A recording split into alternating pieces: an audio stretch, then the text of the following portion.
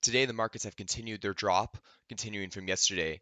The S&P TSX has dropped 1.2%. That makes it a week loss of just under 3%.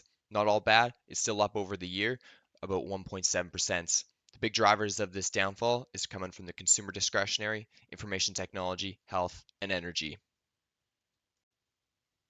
Looking at the S&P 500, it's worse over here, with stocks falling just under 2%. That makes a week loss of just over 6%.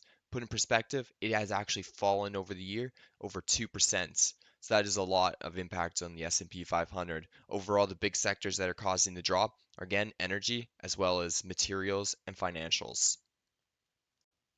Surprisingly enough, the Dow has actually fallen further than the S&P 500, falling 2.15%, and making a week loss of 6.41%.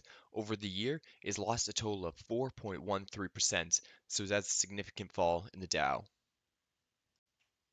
Surprisingly, moving over to the Nasdaq, it is often expected that the Nasdaq is riskier than the Dow and S&P 500, and you expect with these sharp drops that a bunch of them would be more towards the Nasdaq, but it really hasn't quite happened like that. It's fallen in level terms with the rest of the indexes at a 1.73% per day and 6.9% per week, but the year to date is still up, which is a positive for them at 1%. Looking at Europe, the FTSE has fallen just about 2%, and in Asia, the Nikkei fell 3.34%. Moving on to WTI oil, on the day it has dropped at 2.5%, which has continued its drop over the week of just over 6.5%. Gold's the interesting side, did drop 1.63% today, but over the week it still has a gain of 2.3%, with a lot of money moving towards gold as well as government treasuries as a safe haven. Moving on to company news, there's a lot of news in the banking industry with Canadian bank earnings coming out this week, as well as the big news from JP Morgan. First, we can be talking a little bit about RBC. They released their earnings. It was a few days ago, but I still think it's important to go over. Overall, they had a strong quarter with earnings up 11%. This comes out with a strong backing from investment banking, with fees up 82%. This is good news for RBC and as well as the Canadian banking industry because they have struggled in the investment banking sector for a bit now. But there's still concerns over whether or not they'll be able to continue to improve their net income, largely in part because due to decreasing yields. So their net interest margins aren't going to be as high as expected, especially considering how drastically the environment has changed since last year. Overall, the stock went up 1.2%, but it has lost that since then due to the market falling the past 2 days. Moving on to the Bank of Nova Scotia, also known as Scotiabank, they actually had another strong quarter as well, showing that the banks can improve from their lackluster year previously. Overall, their earnings are up. They achieved an earnings per share of $1.84 compared to 171 for the previous year. Looking more at earnings per share adjusted, they got 183 compared with analyst expectations of 175. Overall, though you have to take in consideration that provision for credit loss continued to increase for Scotiabank.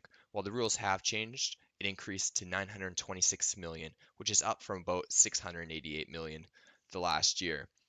This is the opposite though to RBC, where they actually saw a drop in their provision for credit loss. So overall, it doesn't show much signs of worrying. The Bank of Montreal also had a strong quarter for the bank, showing improvement in pretty much all the banks we looked at so far. Overall, net income is up 5.4%. Earnings per share on adjusted basis reached 241 per share versus analysts' expectation of 237. Overall, though, the stock did drop about 1.8% today, but that's primarily due to the whole drop in the market over just this bank. They also had an increase of provision for credit loss as well, showing there could be a little bit of concern for impairment charges coming in the future. Though their main focus for BMO is, aside from their US section, is to double their wealth management business over the coming years. They've had a strong quarter, raising net income 22% for their wealth management.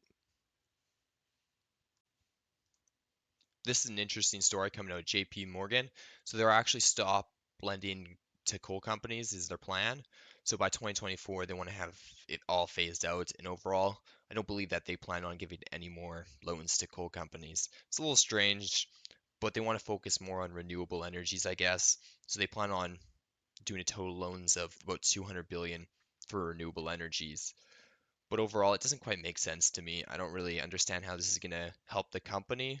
I guess more on a corporate social responsibility side. But overall, there's enough banks around and places that will lend to them, so I'm not too sure what they think they'll do besides not make as much money. In other JP Morgan news, though, their mortgage business is actually turning around. Well, they've had a lot of losses in the past years and haven't been doing too well. They're uh, they're doing pretty good now and have turned over a profit, primarily due to reducing the initial cost of signing a mortgage. In retail news, Home Depot had a really strong quarter. Their earnings per share for the fourth quarter was 228 versus estimates of 210.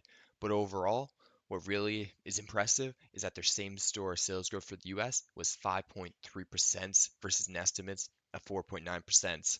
So that shows a real improvement in whatever Home Depot does. So if you want to do home projects, home building stuff, so it shows kind of a lot of consumer confidence as well as possible building of new homes and things like that. Continuing with a bit of banking news, more central bank than anything, the Bank of Canada is planning on making a digital currency.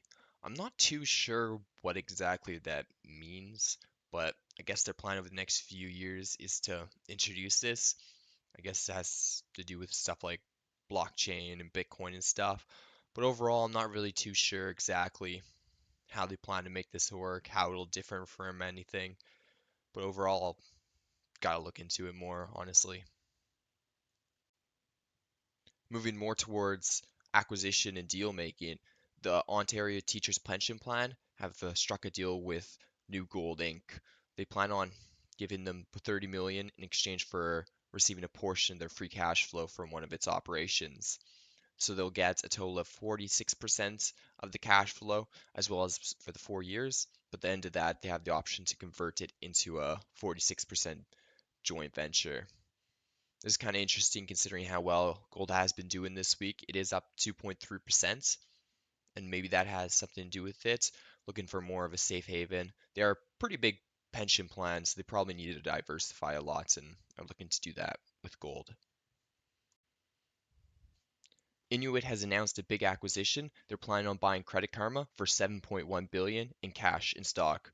This comes with their earnings released today, where they reported a 13% revenue growth, but they did slightly miss on their earnings per share of $1, while they were forecasted to do $1.03. Now, you might not know this company very well, but you probably know it better from their main thing like QuickBooks and TurboTax. So they kind of own companies like that. So they plan on using Credit Karma's fintech stuff to improve efficiencies.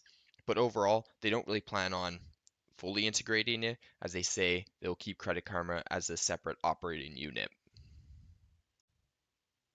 Now, if you're asking me, why are the stock markets down today and yesterday? What's going on? You might be living under a rock. If otherwise, you've heard about the coronavirus. The total number of infected has reached 80,419, with a total of 2,711 people dying. The people who have recovered is a total 27,909. There's still a big increase in South Korea. They're up cases of 114 for total cases of 977. The more concerning is on Iran. Now, there's just a lot of stuff going on there. People saying that there's more deaths than what they're actually saying, as well as an official going on camera and showing that he's sick has some worry. Because if you look at their total deaths, they've risen three, they're at 15, with the total cases of 95. Now, that is a significantly lower mortality rate than pretty much everywhere else out of the usual 3%, which shows some concerns that there might be more going on there. Italy continues to have problems as well, with 93 new cases and 4 more deaths.